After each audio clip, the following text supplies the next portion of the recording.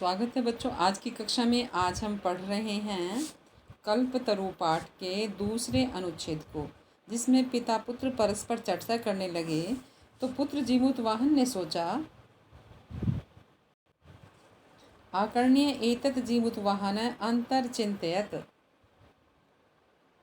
अहो बत ईदृशम् अमरपादपं प्राप्यापि पूर्वैः पुरुषैः अस्माकं तादृशं फलं किमपि नासादितं किन्तु केवलं कैश्चिद् एव कृपणैः कश्चिदपि अर्थो अर्थित है। तो जीमूतवाहन ने आकर्ण्य एतत्, इन बातों को सुनकर, ऊपर आप दूसरे अनुच्छेद में जब चर्चा कर रहे थे, कल आप पढ़ चुके हैं, तो जीमूतवाहन ने अंदर मन से सोचा, आहो बद, अरे दुख है, ईदृशम अमर पादपम, इस तरह के अमर पौधे को पाकर भी, प्राप्यापि पाकर भी, पूर्वई पुरुषै अस्माकं तादृशम, हमारे पूर्वजों ने, हमारे पूर्व पुरुष अर्थात पूर्वजों ने, तादृशम वैसा, फलम किमपि नासादितम, वैसा फल प्राप्त नहीं किया, किंतु केवलम, परंतु केवल कुछ, कैशिदेव कुछ ही, कृपणई कंजूसों के द्वारा, कश्चिदपि थोड़ा सा, अर्थो अर्थित है, धन मांगा गया। तो उसने सोचा कि अरे दुख है, इस तरह के अमर पौधे को प्राप्त करके भी हमारे पूर्वजों के द्वारा वैसा फल प्राप्त नहीं किया गया, केवल कुछ कंजूसों के द्वारा थोड़ा सा धन मांगा गया। तद अहम अस्मात् मनोरथम अभिष्टम, तो मैं इससे अपने उचित मनोरथम अभिष्टम, उचित मनोरथ को साध्यामि, पूरा करता हूँ। इति एवं आलोच्य, ऐसा सोच करके, सह पितु अंतिकम आगच्छत, वो पिता के समीप में गया। पितु अंतिकम आगच्छत, पिता के समीप में गया।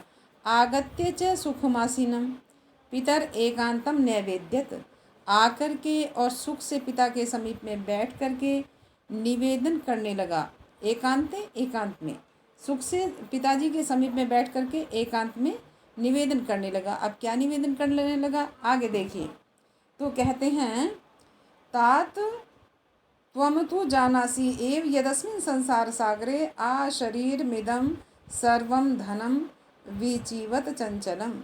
पिताजी, तुम तो जानासी, जानते हो कि यदस्मिन, इस संसार सागर में, आ शरीरम इदम, शरीर सहित, सारा धन, विजीवत चंचलम, पानी की लहरों के समान चंचल है। पिताजी, आप तो जानते हैं कि इस संसार सागर में शरीर सहित सारा धन पानी की लहरों के समान चंचल है। एक है परोपकार है, एव अस्मिन संसारे अनश्वर है। एक है अकेला, परोपकार दूसरों की भलाई करना ही, इस संसार में अमर है।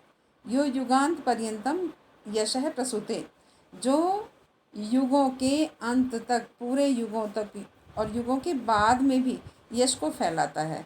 तद अस्माभि ईदृश कल्पतरु किमर्थम रक्षते, तो हमारे द्वारा ऐसे कल्पतरु की रक्षा क्यों की जा रही है।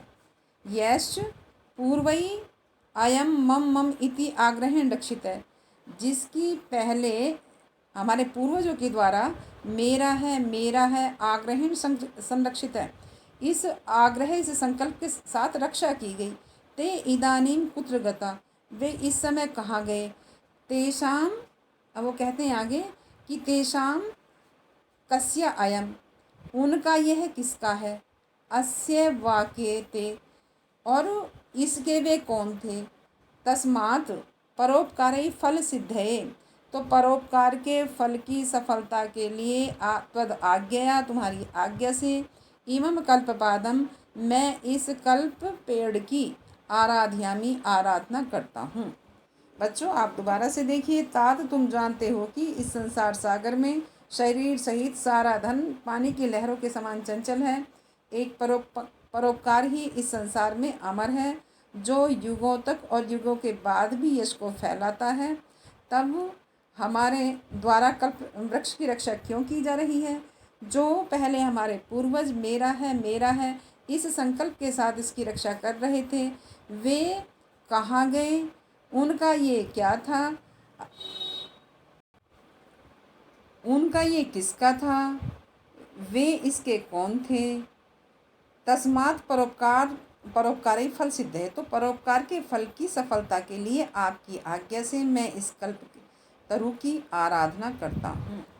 तो प्यारे बच्चों, देखिए ये इसका प्रसंग है, ये इसका संदर्भ है, ये है इसकी व्याख्या।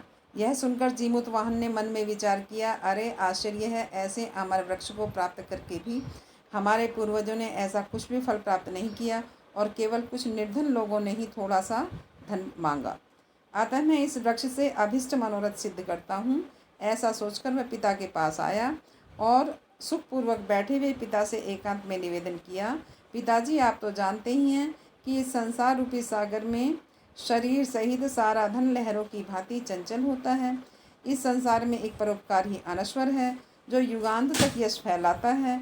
यदि ऐसा है तो हम ऐसे कल्प वृक्ष की रक्षा क्यों कर रहे हैं? जिन पूर्वजों ने मेरा मेरा कहकर इस वृक्ष की रक्षा की, वे अब कहाँ गए?